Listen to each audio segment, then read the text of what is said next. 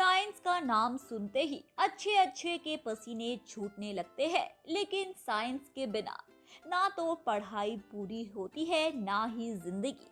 आज हमारे चारों तरफ जो भी कुछ है वो साइंस की ही देन है। यहाँ तक कि हम इंसान जो आज से अरबों साल पहले बंदर थे, इवोल्यूशन की वजह से ही अपने वर्तमान रूप में है। धरती कब बनी, इंसान कब आए, ये जानना हमेशा ही बहुत रोमांचक होता है। इवोल्यूशन साइंस का ऐसा हिस्सा है जो इन अरबों सालों में हुए विकास को साल दर साल समझता और समझाता है।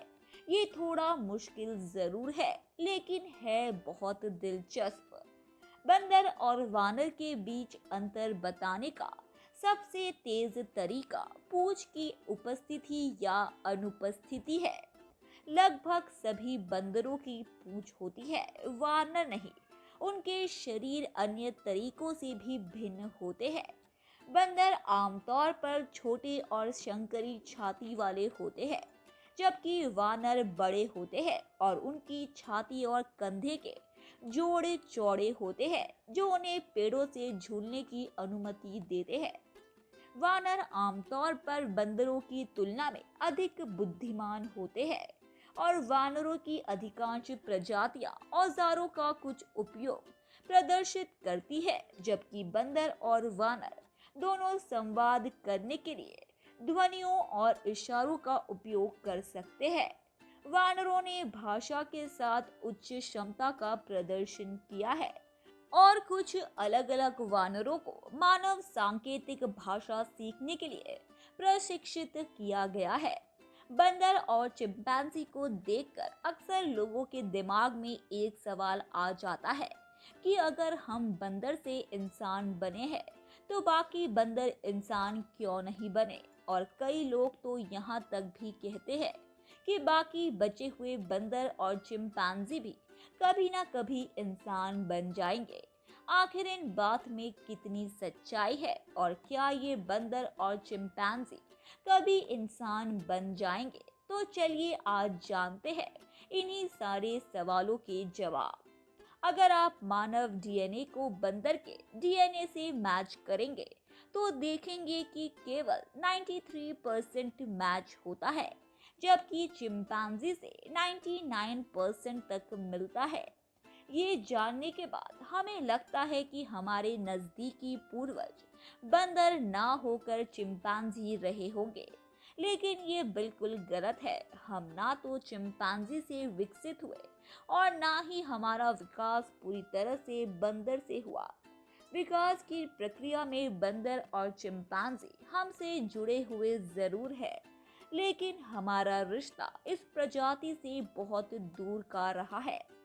एक रिपोर्ट से पता चलता है कि लाखों साल पहले इंसान और चिंपैंजी ने एक ही सोर्स में विकसित होना शुरू किया था और वह सोर्स था होमिनिडाई कहा जाता है। ये प्रजाति हमारे साझा पूर्वज है। शरीर से ये बंदर और इंसान दोनों ही तरह के दिखाई देते हैं।